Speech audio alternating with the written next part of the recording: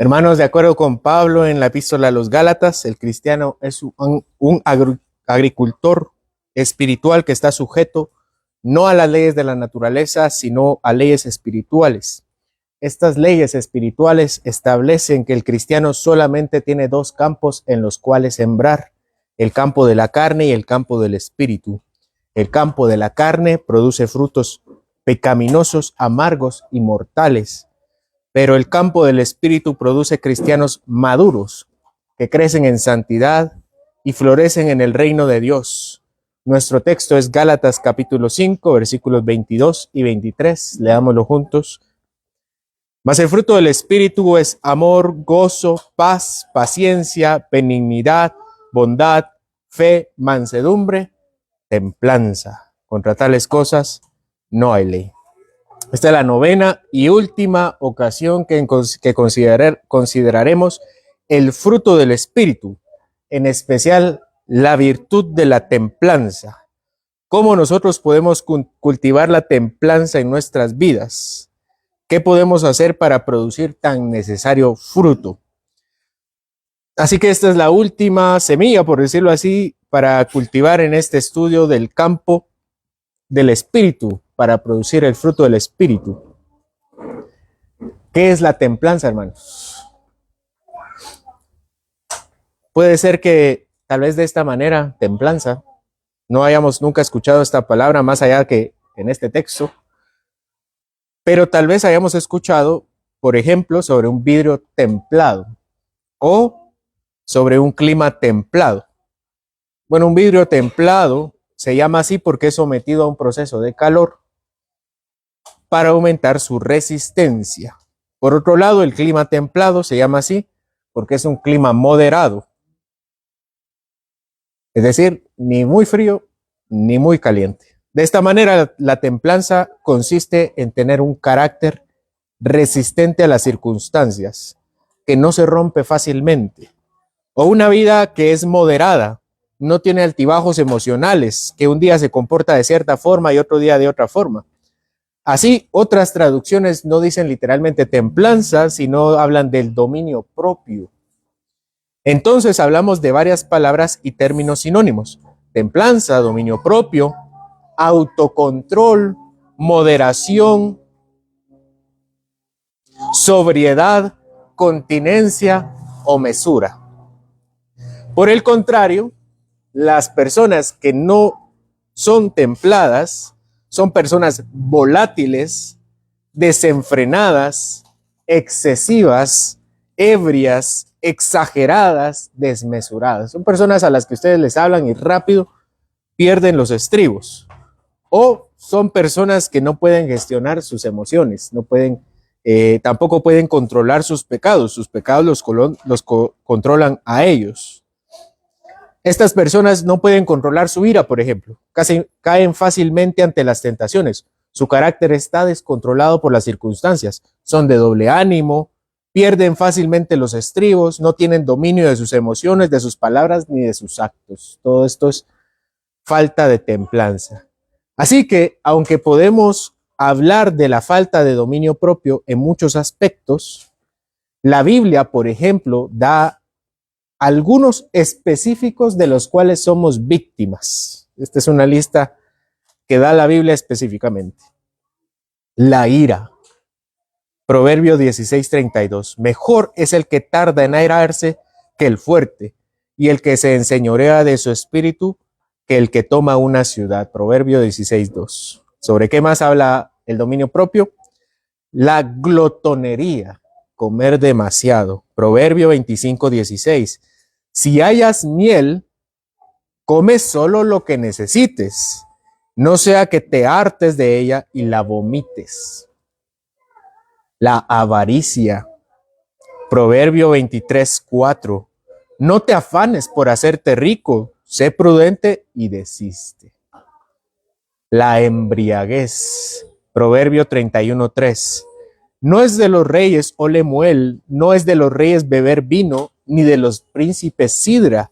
No sea que bebiéndose se olviden de la ley y perviertan el derecho de todos los afligidos. Uno más común, la lujuria. Proverbios 6:24-29. Te guardará, la sabiduría te guardará de la mala mujer, de la blandura de la lengua de la extraña. No codicies su hermosura en tu corazón, ni ella te prenda con sus ojos, porque a causa de la mujer ramera el hombre es reducido a un bocado de pan, y la mujer caza, de cazar, con Z, la preciosa alma del varón. Despilfarro, gastar mucho. Proverbio 21:5. Los pensamientos del diligente ciertamente tienden a la abundancia, mas todo el que se apresura alocadamente, de cierto, se dirige a la pobreza.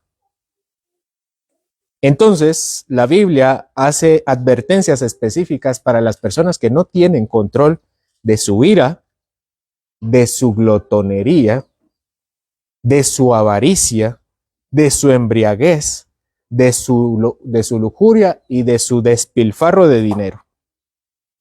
En general, del pecado. Esta entonces es una lucha contra la tentación. Cuando hablamos del dominio propio, hablamos de la facultad del ser humano de luchar contra la tentación. La templanza es la virtud que me ayuda a vencerla. En algunos aspectos, aquí todos los que estamos en algunos aspectos somos fuertes contra el pecado, pero en otros aspectos fallamos, caemos y perdemos. Y el problema es que no lo hacemos una vez, sino otra vez y muchas veces. Oramos a Dios pidiendo ya no volver a caer en el mismo pecado y volvemos a caer. Nos desanimamos y nos alejamos de Él. Pero Él nos atrae nuevamente con nuevas fuerzas y eventualmente caemos otra vez y a veces el círculo se repite. Y esto en general debilita nuestro espíritu. Consideren sus metas de principio de año. ¿Cómo van con sus metas? Tal vez unos fueron un poco más sinceros y dijeron solo vamos a tener metas espirituales, algo sencillo. Vamos a tener un devocional diario. ¿Cómo van con sus devocionales diarios? Tal vez cuando uno se los propone empieza. Después deja un día de por medio, una semana de por medio, 3 años de por medio. Y empieza un año nuevo y otra vez. Y otro año y ya llega un punto, al menos yo lo platicaba con algunos de mis compañeros, que cuáles eran sus metas de año nuevo. Los más grandes dijeron, yo ya no tengo metas de año nuevo. Ya me doy cuenta que aunque me lo vuelva a proponer, no lo puedo lograr. Y yo no quisiera pensar que tengamos esa misma actitud, especialmente contra el pecado. De decir, ya no lo vuelvo a intentar porque yo sé que voy a caer. No pensar de esa manera. Por eso, permítame darles 5 consejos para cultivar la templanza. En primer lugar, para cultivar la templanza, sé estrictamente disciplinado. Estrictamente disciplinado. ¿A qué me refiero con ser estrictamente disciplinado? En general, ¿qué significa ser disciplinado? La disciplina podría describirse como el hábito, la costumbre que adquiere cada persona y de su compromiso para lograr determinados objetivos. De hecho, esta definición yo la tomé de conceptos deportivos. En esencia, es lo que hace el apóstol Pablo en 1 Corintios capítulo 9, versículo 24. Acompáñeme a la lectura. 1 Corintios 9, 24.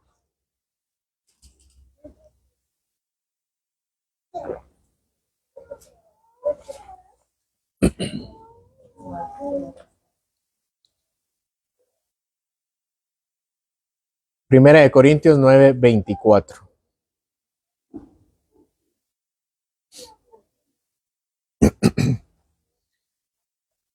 ¿No sabéis que los que corren en el estadio, todos a la verdad corren, pero uno solo se lleva el premio? Corred de tal manera que lo obtengáis. Todo aquel que lucha, de todo se abstiene. Ellos a la verdad para recibir una corona corruptible, pero nosotros una incorruptible.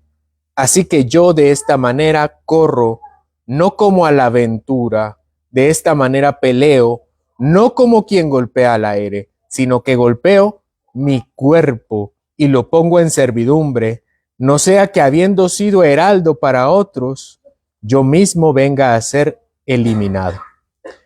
Pablo, en este texto, compara la vida cristiana con la vida deportiva. En ambas vidas hay un premio y una corona.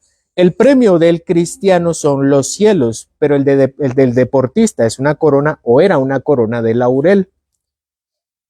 Pablo dice que el deportista se abstiene de ciertas cosas que le interrumpen en su meta final. Abstenerse de algo es difícil. Eliminar algo de nuestra vida simplemente por el hecho de que nos interrumpen es difícil. Los deportistas de la antigüedad, como los de hoy, tenían especiales consideraciones acerca del deporte. Y eso los hacía cambiar su vida de acuerdo al deporte que practicaban. Algunos de los cambios que hacían en su vida era que tenían dietas especiales, formaban hábitos de ejercicio, se levantaban temprano, se dormían temprano, acostumbraban a ciertos horarios de descansos intermedios y seguían ciertos patrones de comportamiento según la disciplina de la cual participaban. Los deportistas de la antigüedad, como los de hoy, no vivían como los demás mortales. En cierta ocasión, Alejandra me dijo que si podíamos enrolar a nuestras hijas en gimnasia. Yo le dije que si estaba dispuesta a levantarse todos los días a las 4 de la mañana para ir a dejarlas al gimnasio y estar ahí todo el día hasta que salieran. Esa es la vida de un deportista. Y cuando Pablo dijo estas palabras, esa era la vida de un deportista.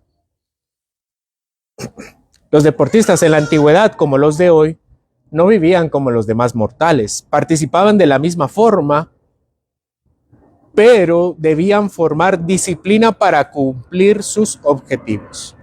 De eso está hablando Pablo. El creyente no corre la misma carrera que un incrédulo. Y eso es difícil de asimilar, porque solemos participar de las mismas actividades entre los no creyentes. Y aunque participemos de las mismas actividades que otros, no tenemos los mismos objetivos. ¿Qué pasa si nosotros cogemos disciplina y nos ponemos a correr? Pero el grupo con el que estamos corriendo es un grupo lento. Lo más seguro es que nos hagan también ser lentos. O si nos inscribimos a un gimnasio y tomamos compañía de alguien holgazán, alguien que solo va a pagar la suscripción porque no es ejercicio, lo más seguro es que de tanto estar con esta persona, nosotros mismos abandonaríamos el gimnasio. La fórmula para vencer en la vida cristiana es la formación de hábitos, esto es disciplina. Entonces, ¿cuál es nuestra meta como cristianos? ¿Qué tentación deseamos vencer? ¿Sobre qué cosas necesitamos dominar? La respuesta es: disciplínate. ¿Deseas vencer la pornografía? Identifica el horario de la tentación, identifica los detonantes, elimina las circunstancias, apaga tu teléfono en las noches, etcétera, etcétera. Usa aplicaciones con restricción de contenidos. Haz ejercicio físico. ¿Deseas vencer la glotonería? Limita tus porciones. Establece un presupuesto. Acude a un nutricionista. Establece una dieta rigurosa. Se dice que uno de los fracasos más grandes en cuanto a lidiar contra la glotonería es autorrecetarse las dietas. Porque después se habla del rebote, ¿no? Me abstengo tanto que después pierdo el control y vuelvo a caer en lo mismo, pero ahora caigo peor. ¿Deseas vencer la ira?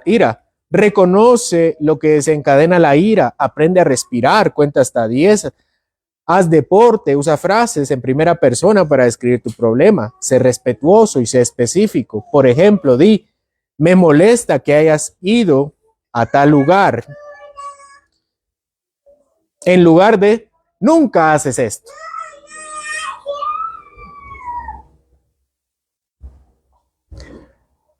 Como participamos de las mismas actividades de los no creyentes, creemos que nos debemos comportar de la misma forma. Pero el cristiano corre una carrera diferente, tiene objetivos diferentes. Consideremos la vida de un deportista, tiene una vida diferente. No es posible que nosotros, teniendo una vida exageradamente diferente a los no creyentes, nos comportemos de la misma manera porque creamos tener los mismos objetivos. Así que sé disciplinado, sé estrictamente disciplinado. Toma decisiones radicales para cambiar tu forma de vivir. Pero sobre todas las cosas, ponlo en las manos del Señor. A menudo fracasamos porque oramos una vez y pedimos una vez y ni siquiera tenemos disciplina en eso. En otras ocasiones fracasamos porque tenemos hábitos materiales, pero no espirituales. El dominio propio consiste en tener tanto hábitos materiales como hábitos espirituales. Aferrarnos a Jesucristo, que Él ha puesto la victoria en nuestra vida. En segundo lugar, para cultivar la templanza, huye de la tentación. Huye de la tentación.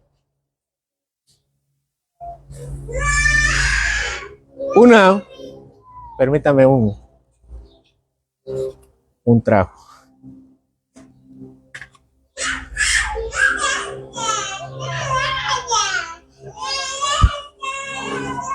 Una de las experiencias más cercanas que yo he tenido con la muerte,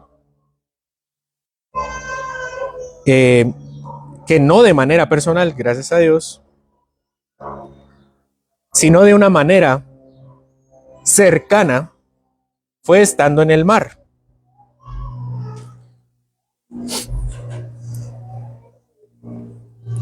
Con Alejandra nos fuimos de viaje a las playas de Monterrico. Por la gracia de Dios, tanto ella como yo tenemos la habilidad de nadar decentemente. Tal vez ella mejor que yo, sin el tal vez. Sin embargo, no nos arriesgamos en el mar. No nos arriesgamos en el mar. En esa ocasión estábamos disfrutando de romper las olas. De hecho, parecíamos como unos niños, ¿no? Íbamos a meternos al mar y nos sacaba las olas, ¿verdad? Ese era el gran juego. Pero después de cierta hora, el mar se puso un poco más picado. Es decir, se puso más fuerte. Entonces estábamos disfrutando del mar, de las olas, a una distancia un poco más prudente, cuando una señora, por lo menos el doble de nuestra edad, pasó acercándose más al mar, más cerca de nosotros, al mar. La mayoría de personas estaba antes de nosotros, atrás de nosotros, pero esta señora, que por lo menos nos doblaba la edad, nos pasó y entró más. Y no solo pasó, sino que se sentó. Esa señora también, por lo menos, tenía una complexión un poco más grande que la nuestra. Cuando nosotros la vimos, nos sorprendimos. Y ustedes conocen la playa de Santa Rosa. Bueno, tal vez han escuchado, que es bastante picada. No pasó ni un minuto cuando la primera ola encontró a la señora y la arrastró para afuera. Pero también la arrastró para adentro. Y de hecho la arrastró más para adentro que para afuera. La segunda vez la sacó y la metió más. Y el mar la sacaba poco y la metía. Hasta que llegó un punto donde quedó en un cúmulo de arena y el mar ya no la sacaba. Nosotros, me imagino ustedes, si nosotros estábamos asustados. La señora cómo estuvo. Y la historia es más larga, pero por la gracia de Dios, al final de cuentas la sacaron del mar con vida. Bueno, ¿por qué les cuento esto? En las aguas del pecado, nosotros no somos ningún salvavidas. No sabemos nadar en las aguas del pecado. Exponernos a una ola significa ser tragados por la ola. La templanza, ojo, la templanza no consiste en confrontar la tentación, sino en huir de ella. El dominio propio verdadero no es exponerse a la tentación y vencer, porque no vamos a vencer, es alejarse de ella. Segunda de Timoteo 2:22, huid de las pasiones juveniles. Proverbio 22:3, el avisado ve el mal y se esconde, mas los simples pasan y reciben el daño. Primera de Corintios 6:18, huid de la fornicación. Consideren el éxito de José. Sí, José, uno de los 12. Para vencer la tentación con la esposa de Potifar. El éxito de José, si ustedes conocen la historia, no fue intentar convencerla de que el adulterio estaba mal. No fue intentar convencerla que había un Dios poderoso que podía juzgar el pecado.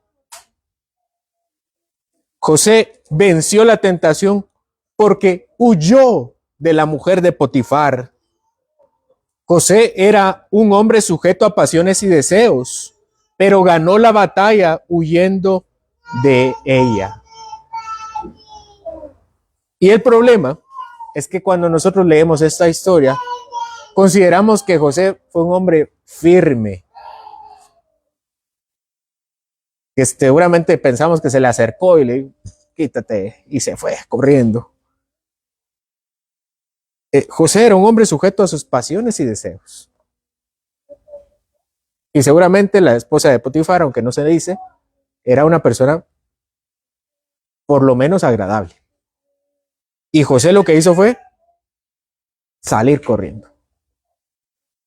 No iba a pensar, considerar si podía ganar esa batalla.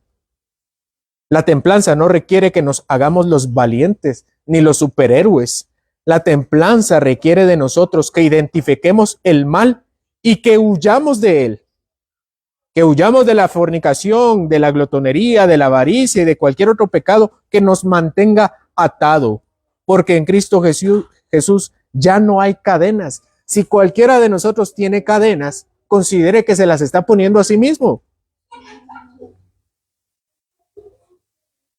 Es que el pecado me tiene encadenado. El pecado no nos tiene encadenado. Nosotros nos encadenamos solos. El Señor nos ha liberado de la cárcel y el pecado y ha abierto la celda a la libertad. Así que si nosotros creemos que estamos en una cárcel, es porque nos da miedo la libertad. Para nosotros es más fácil acariciar nuestro pecado y vivir en él que asumir nuestra nueva vida en Cristo y ganar esas batallas espirituales.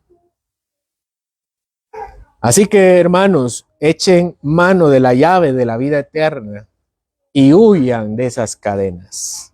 Ya no están puestas sobre nosotros. En tercer lugar, para cultivar la templanza, desvélate orando. Desvélate orando. Dormir bien es un buen consejo, pero no siempre dormir temprano es un buen consejo. porque a veces no es hora de dormir. Nosotros lo sabemos, hay ocasiones donde amerita el desvelo. Nuestros labores, por ejemplo, nuestro trabajo. Hay temporadas donde uno necesita salir más tarde que otros días. O necesitamos seguir en nuestro trabajo más tiempo que otros días. En nuestros estudios hay una temporada, por ejemplo, de exámenes que requiera tomar más tiempo por las noches, etcétera, etcétera. Los seres humanos también tenemos ocasiones espirituales donde amerita orar por la noche para tener dominio propio. Primera de Tesalonicenses 5:6. Acompáñenme en la lectura.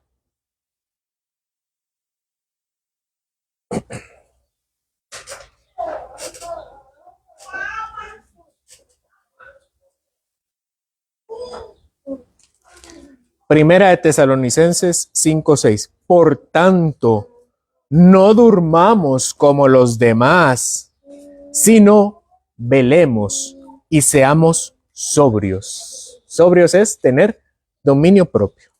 Primera de Pedro 5:8. Sed sobrios y velad, porque vuestro adversario el diablo, cual león rugiente, anda alrededor buscando a quien devorar. Velar y ser sobrio es una verdad cristiana desde el inicio. Tanto Pablo en Tesalonicenses como Pedro en su carta lo recomiendan para ser sobrios, es decir, para cultivar la templanza.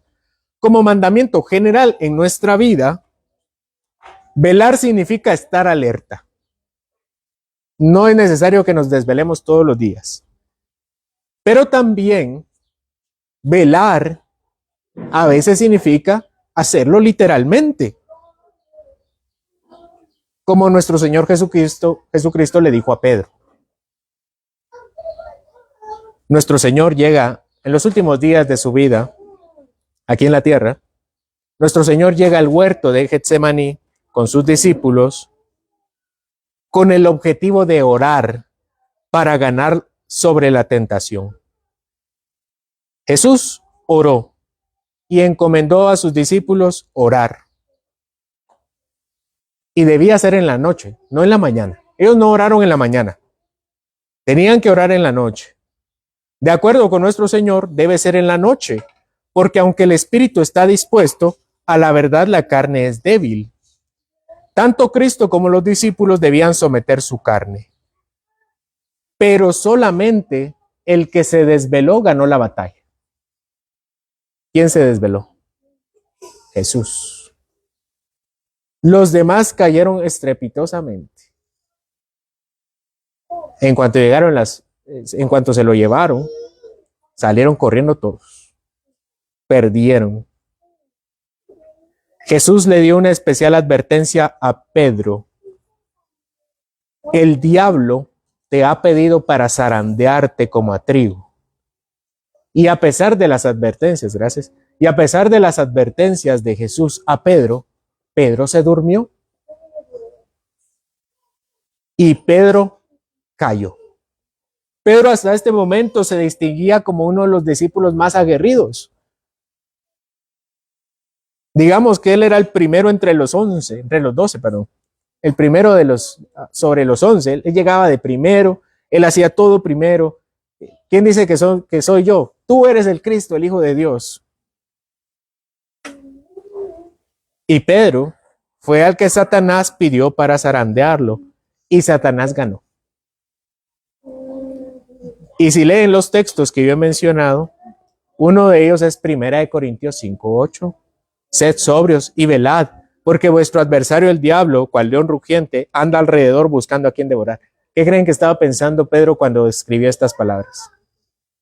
En su propia experiencia. Pero nuestro Señor no solamente nos advierte de esto, sino que también nos da las fuerzas para hacerlo. Recordemos la última ocasión donde hemos tenido una tentación fuerte y hemos dicho, yo tengo que vencer esta tentación, y nos desvelamos orando. ¿Cuándo lo hicieron? Recuerden, hermanos, que Satanás está alrededor de nosotros como león rugiente, y Satanás no es omnisciente, no es omnipresente, no está en todos lados. Pero el problema es que no sabemos dónde está Satanás.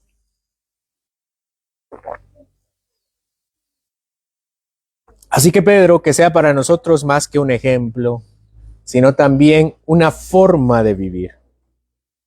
En cuarto lugar, para cultivar la templanza,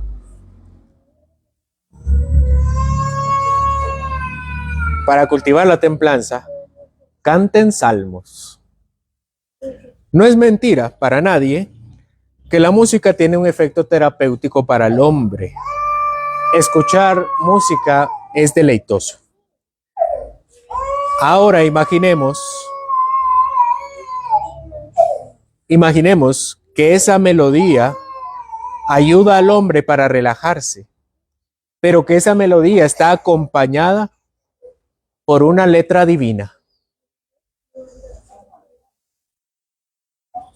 Si la música secular relaja al hombre, ¿cómo creen que podría ayudar al hombre los cantos del Señor? Para Pablo, esa era la solución para quien carecía de templanza. Efesios 5:18.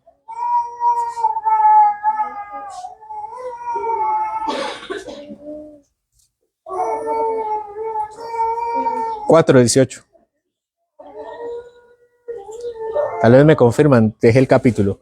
Pero dice el texto, no os embriaguéis con vino en lo cual hay disolución. Antes bien, o sea, en lugar de eso, sed llenos del Espíritu. ¿Cómo? Hablando entre vosotros con salmos, himnos y cánticos espirituales, cantando y alabando al Señor en vuestros corazones. Aquí se contraponen dos acciones. Por un lado está el ser ebrio y por el otro lado está el ser lleno del Espíritu Santo. O que es lo mismo, alguien que no tiene dominio propio sobre una sustancia y uno que está en dominio por el Espíritu Santo. El dominio propio es el dominio que viene de Dios en nuestras vidas. Así que sed llenos del Espíritu viene en contraposición de ser llenos de alcohol.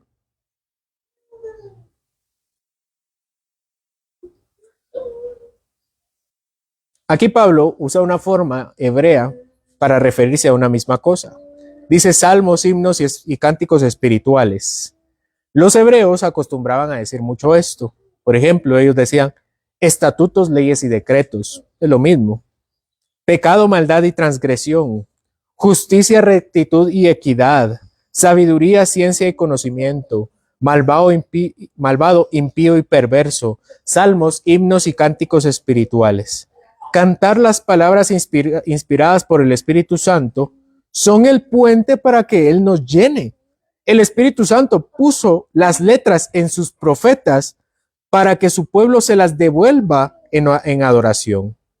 Para eso están diseñadas. Los salmos del Espíritu tienen el poder del Espíritu. No podríamos pensar que composiciones humanas tienen el mismo poder. De modo que cuando alguien dice, es que esa música me relaja, solamente se refiere a su cuerpo. Pero cuando alguien canta los salmos del Señor, también sosiega su alma. Muchos encuentran tranquilidad y paz cantando a sus autores preferidos. Pero aunque suele ser bonita la letra y a veces tendrá toques bíblicos, no deja de ser más que eso. Una letra reflexiva, una letra humana, pero los cantos del Espíritu tienen la garantía del Espíritu y tiene su sello de aprobación. Vean lo que el mismo rey David, el salmista, dice: el Espíritu ha hablado por medio de mí y su palabra ha estado en mi lengua. Segunda de Samuel 23:2. Es que el Espíritu estuvo en David para guiar su lengua y ahora el Espíritu está en nosotros para ser llenos de él. Por la gracia del Señor, el Espíritu ha sido derramado sobre nuestros corazones el día en que creímos. Sin embargo, nuestras batallas perdidas contra el pecado hacen que contristemos al Espíritu. Contristar al Espíritu significa precisamente no que lo perderemos, ya que Él es nuestras arras, es decir, nuestra garantía, pero sí significa que perdemos más y más la capacidad de disfrutar de Él y amarlo. Lo opuesto nos es requerido, no contristar el Espíritu, sino ser llenos de Él, ser dominados por Él, no por el alcohol o cualquier otro tipo de pasión. La templanza se cultiva al cantar los cánticos del Espíritu. Cristo Jesús hace posible que el Espíritu que guió a David sea el mismo que habite hoy en nuestros corazones, no dándonos nuevas inspiraciones o cánticos, sino apropiándonos de los que ya tenemos. No por nada, Jesús lo utilizó más que cualquier otro libro porque revelaban su ministerio y su vida. No por nada, Jesucristo, antes de ir a orar al huerto para su batalla final contra Satanás en la tentación, ¿qué hizo nuestro Señor Jesús? Cantó un salmo. Así que, hermanos, cuando se sientan tentados, canten un salmo. En quinto lugar, para cultivar la templanza, no te pongas en riesgo con tu libertad cristiana. Acompáñenme a 1 Corintios 6. Sí, 1 Corintios 6.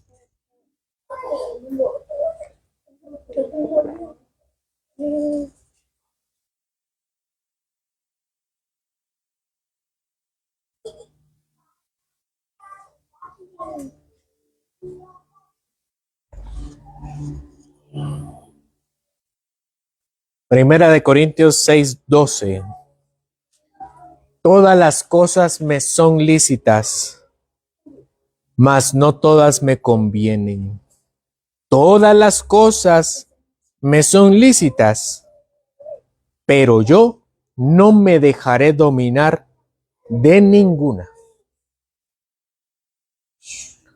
Los hombres que fracasan en su templanza son aquellos que usan irresponsablemente su libertad cristiana, porque es fácil que los hombres confundamos libertad con libertinaje.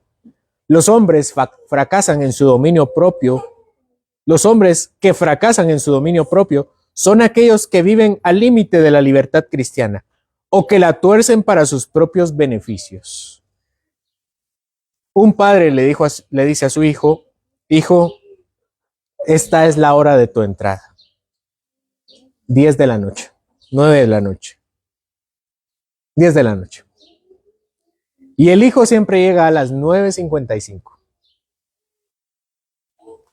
Técnicamente, no está rompiendo la regla, pero claramente el hijo no sabe lo que el padre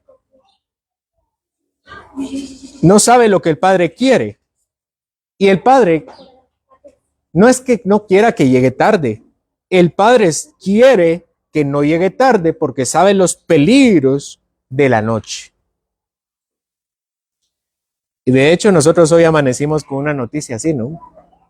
Hubo un concierto en Cayalá y hubo 3 muertos. Y uno de ellos era una mujer que estaba embarazada.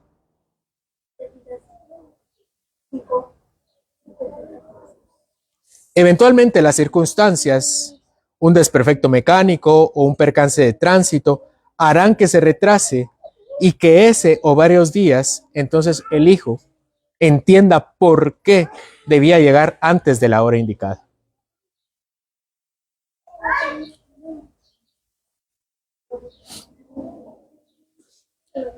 Por lo que el padre muy tiernamente le explica a su hijo que la razón por la cual él no quería que llegara después de las 10 no es porque quisiera que no llegara tarde, sino porque para que llegara bien. Entonces viene el padre y cambia la condición y le dice simplemente: no llegues tarde, no llegues de noche. Así que el hijo empezará a llegar a las 6 p.m. del día siguiente. Y entonces viene el hijo Y como cambiaron las condiciones, porque ahora el padre le dice, ya no llegues tarde. Al día siguiente, bueno, la siguiente vez, mejor dicho, el hijo llega a las 6 de la mañana. Técnicamente, no llegó tarde, llegó temprano, de mañana. Pero es que ese no era el propósito tampoco del mandamiento. A lo que me refiero es que somos expertos en torcer la libertad cristiana. Pablo sabe que Dios le ha dado muchas cosas a sus hijos y una de ellas es una conciencia que no esté sujeta a los mandamientos de los hombres. Nosotros tenemos libertad en Cristo, pero también sabemos que hay secciones en nuestra vida que nos dominan fácilmente. Por eso Pablo dice, todo me es lícito, pero no todo me conviene. Todo me es permitido, pero yo no me dejaré dominar. No siempre sabemos manejar nuestra libertad cristiana. Y es un problema porque ponemos en riesgo precisamente nuestra libertad. Conozco un pastor que se dio cuenta que perdía la compostura en redes sociales, en asuntos relacionados con la Biblia, la teología, etc. Él no participaba en discusiones o en intercambios de opiniones, pero los temas absorbían su mente. Él se dio cuenta que perdía el dominio de su mente y decidió cerrar todas sus redes sociales.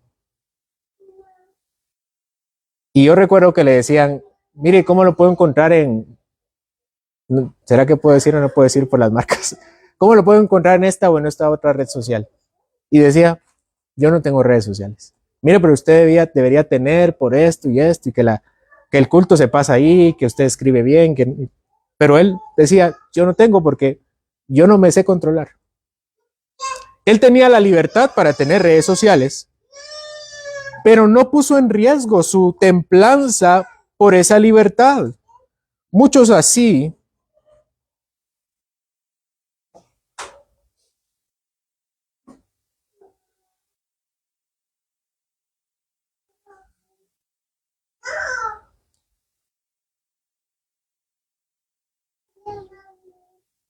perdón, hermanos. Muchos así en aquellos aspectos que nos tientan, nos dominan, nos controlan, nos hacen caer.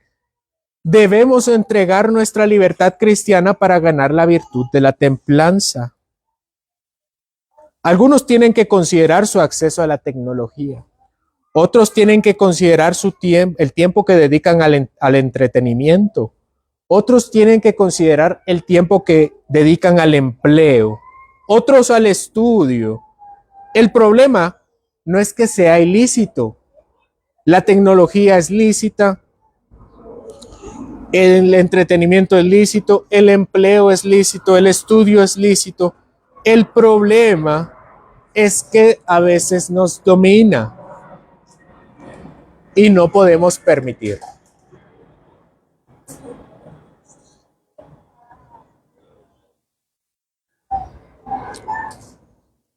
Y yo les pregunto, ¿será que Cristo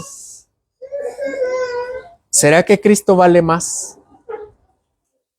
o no vale más? ¿Será que Cristo es más valioso que la libertad que tenemos en Él?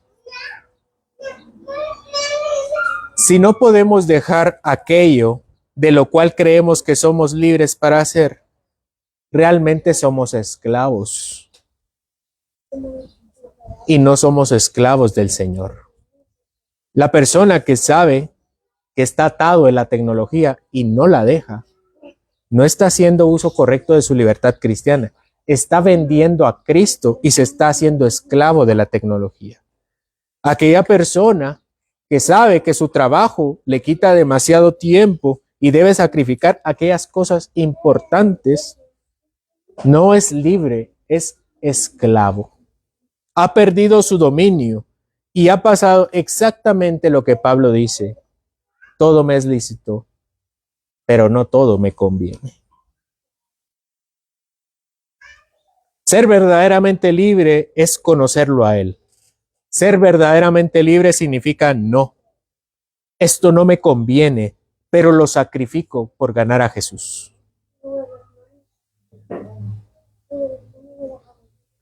Hermanos, esta fue la última semilla que consideramos para el campo del Espíritu. Esta serie fue hecha para que veamos lo práctica que es la palabra. Yo creo que está grabado. Si ustedes lo grabaron en el corazón, si ustedes cultivaron la semilla, tendrán una buena bonanza. Si lo olvidaron, prepárense para una sequía espiritual. Hermanos, Pablo dice en este mismo texto: Dios no puede ser burlado. Todo lo que el hombre sembrare, eso también segará. El que siembra para la carne, de la carne segará corrupción. Pero el que siembra en el Espíritu, del Espíritu segará vida eterna. No nos cansemos pues de hacer el bien, porque a su tiempo segaremos si no desmayamos. Así que, hermanos, tomemos en serio la economía del Espíritu, porque procede del Señor Jesucristo, que es el agricultor verdadero.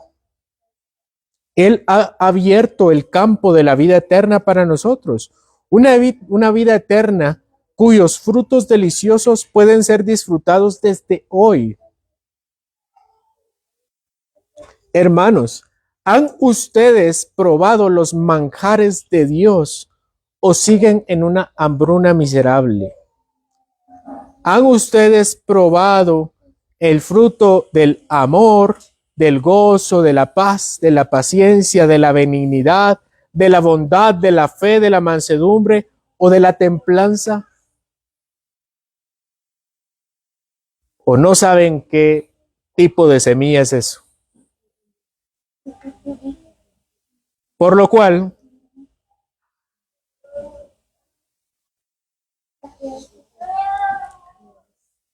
vayamos a Cristo, quien tiene la semilla y quien da el crecimiento. A nosotros nos corresponde cultivar el fruto. Por eso, si pudiera darle 5 consejos sobre cómo cultivar el fruto de la templanza, sería: sé estrictamente disciplinado, huye de la tentación, desvélate orando, canta salmos, no te pongas en riesgo con tu libertad cristiana, porque el fruto del Espíritu es templanza. Oremos, hermanos.